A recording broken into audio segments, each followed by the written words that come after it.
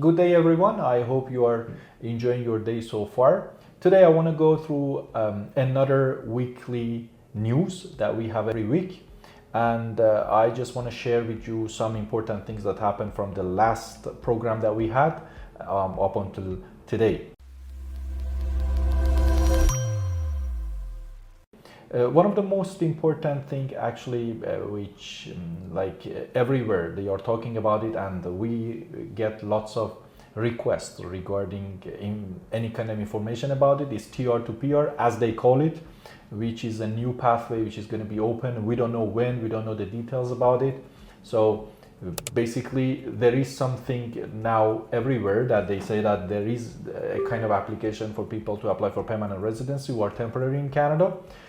But just the thing that I want to talk about is like some documents that you can have, because in 2021 when TR to PR applications, like the pathway was opened, one stream of that was closed in I think less than about 24 hours, 25 hours as far as I remember.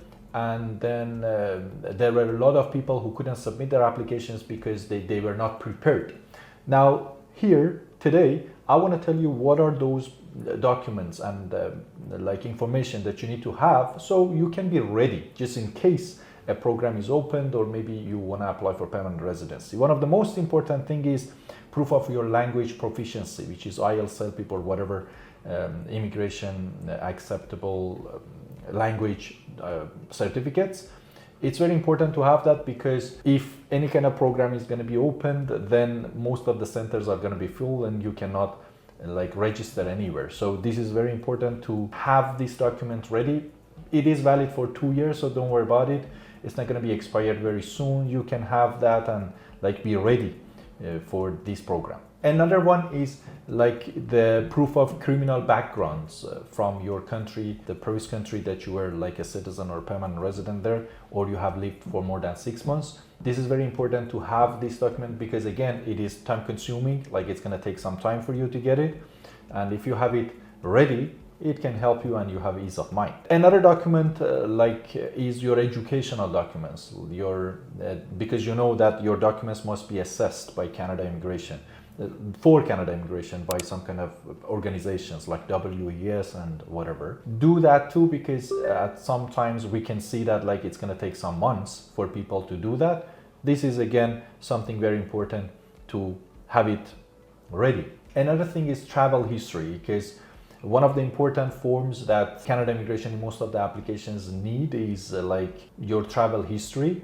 And I know that it is very difficult to gather all those dates and everything from the previous travel. Sometimes you cannot remember. You must go through your emails and different kinds of things in order to find them. So now that you have time, it's a good idea to list all of your travel dates so you know them and you have them handy just in case you need it. About your work experience, if you are going to claim any work experience, or if you have any work experience back home, it's good to always have them ready. Your contracts, employment contracts, or your employment letters. Generally in Canada it's easier for you to get it because you have your T4, you have your pay stubs and everything. So we shouldn't be much worried about these documents in Canada. And then lastly, your identification documents.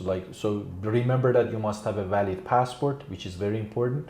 And then the birth certificate, marriage certificate, those are the documents that are needed as well.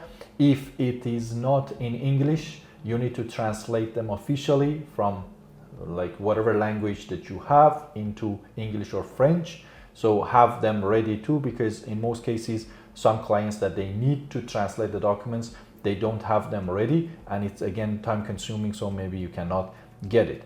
This is regarding any kind of documents that you may need for TR to PR applications, just in case you're gonna use them, so you can be prepared for that. Another thing, another actually piece of news that was announced, and we already put it on our social media platforms, was regarding the suspension in Ontario skilled trade streams, which they stopped it. We don't know if they're gonna open it again or what, but one replacement can be federal skilled trade for applicants who are still they are eligible and they can apply.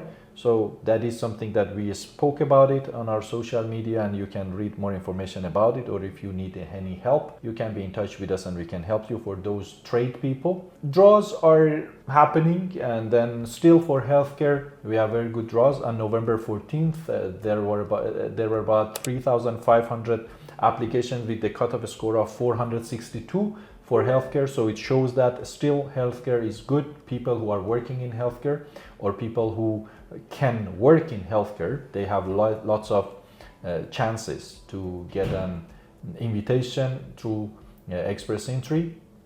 Canadian Experience class still is going to continue. On November the 12th, they sent out the applications to 1,000 people. With the score was about 533, if I'm not mistaken.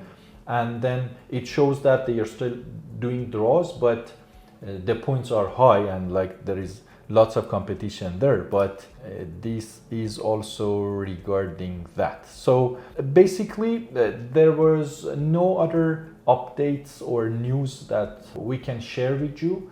And in case we have any updates or anything in the next weekly program, we're going to share with you, and then I hope that you can find these videos useful. And if you have any question, you can let us know and we can help you. Thank you very much.